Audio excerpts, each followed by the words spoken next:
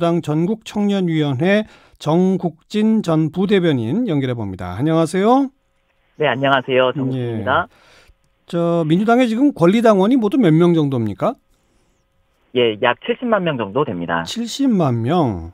예. 근데 그리고 네, 7만 명께서 동의하시면 이런 문제에 대해서 전당원 투표로 넘길 수도 있는 정도 숫자가 되는 거고요. 다만 아직까지 권리당원의 서명을 수월하게 받을 수 있는 시스템이 없어서 내년에나 만들어진다고 합니다. 그래서 일단은 자체적으로 징계청원 의사를 확인을 했는데 실명, 주민번호 앞자리, 전화번호, 주소 이런 것들을 적어주신 분들이 하루도 안 되어서 1,100여 명 넘게 모이신 겁니다. 하루도 안 돼가지고? 예. 이런 징계청원까지 제출하게 된 이유는요? 먼저 도입부에서 사회자께서 하신 말씀에 대해서 정정 요청을 드리자면요. 이번 징계청원에는 제명을 요구하는 분도 계시지만 모두가 그렇지는 않습니다. 징계의 수준은 경고, 당직 자격 정지, 당원 자격 정지, 제명 이렇게 4가지 수준이 있고요. 그중에서 어느 쪽이 될지는 지켜봐야 될 것 같습니다. 청원 제출 계기에 대해서 말씀드릴게요. 이번에 제출한 청원서에는 해경군 김씨라는 단어가 없습니다. 오로지 이재명 지사가 스스로 입으로 뱉은 말에 대해서 책임을 지라고 해두었습니다. 이게 무슨 말이냐면 아시다시피 경찰 수사 결과는 이재명 지사 부부가 도덕적, 법적 책임에서 자유로울 수 없다는 것을 보여주었지 않습니까? 수사 결과가 발표가 어찌됐건 그렇게 됐다면 겸허하게 당과 국민들께 심려를 끼쳐 죄송하게 생각한다고 말씀하실 줄 알았어요. 그런데 이 지사께서는 이렇게 말씀하셨습니다. 경찰이 진실보다는 권력을 택했다. 그 외에도 비슷한 취지의 말씀을 여러 차례 반복해서 하셨거든요. 이미 이 지사님 일로 당이 굉장히 분열되어 있는데 이를 봉합해도 모자랄 판에 더 확 찢어놓으시는 그런 말씀을 하신 거예요. 그리고 그 말이 있은 후에 당 주류가 비주류인 이재명을 죽인다라는 말이라든가 우리 사회자께서 말씀하셨듯이 친문 비문 싸움이다 이런 얘기들 굉장히 많이 돌고 있거든요. 당 안팎에서요.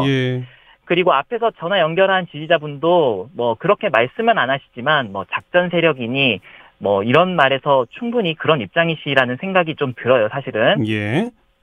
그래서 이렇게 당을 해치는 발언은 민주당의 공천을 받아서 당선된 광역단체장으로서 적합한 언행이 아니라는 거를 당규가 분명하게 명백하게 하고 있거든요. 그래서 저를 포함한 많은 당원들께서 심지어 소극적인 이 지사 지지자들마저도 당을 생각하는 마음에서 청원하게 됐습니다. 그러니까 경찰이 기소 의견으로 검찰에 넘긴 강제 입원 관련 또 트위터 계정 관련 이런 것들의 사실 여부는 잘 모르겠다. 그건 관계없다. 다만 이 사안에 대처하는 이재명 지사의 발언이 해당 행위다 이 말이군요.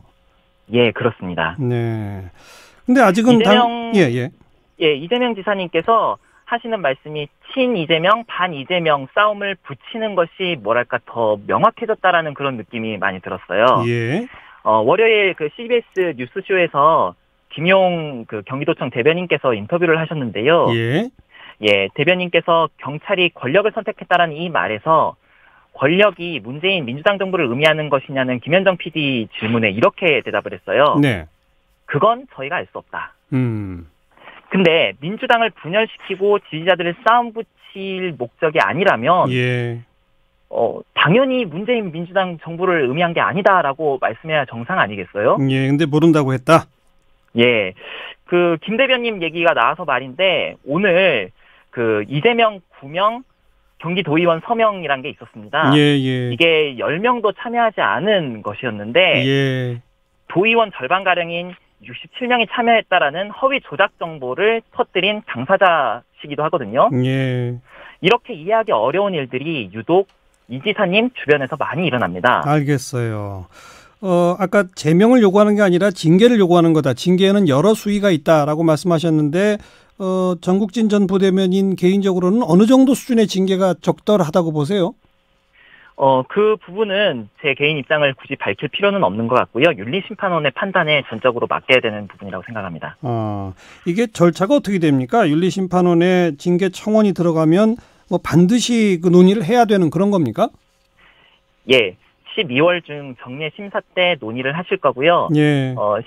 이 징계 청원 내용이 뭐 충분히 요건에 부합하지 않는다라고 생각할 때는 뭐 각하가 될 수도 있는 거지만 혹은 뭐 혐의 없음 뭐 이런 것도 나올 수 있는 거고요. 아까 알겠어요. 말씀드린 네 가지. 아무튼 논의는 12월 중에 하게 될 거다 이 말이네요.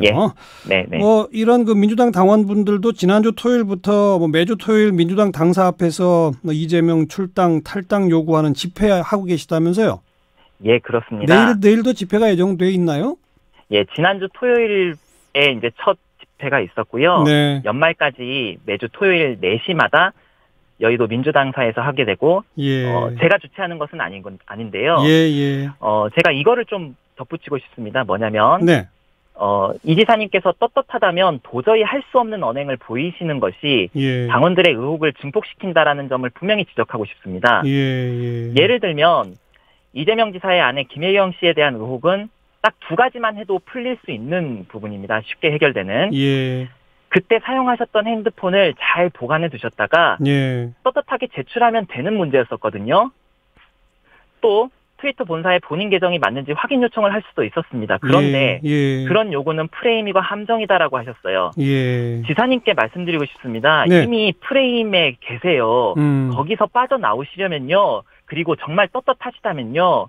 본인 계정이 맞는지 확인하겠다고 말씀하시고 어떻게든 휴대폰을 이잡듯이 뒤져서 찾아내서 제출을 하면은 그만 아니겠습니까? 떳떳하다면 말입니다. 알겠습니다. 그렇지 않아서 이 몇 달째 이 소모적 논쟁이 이어지는 거고요. 알겠습니다.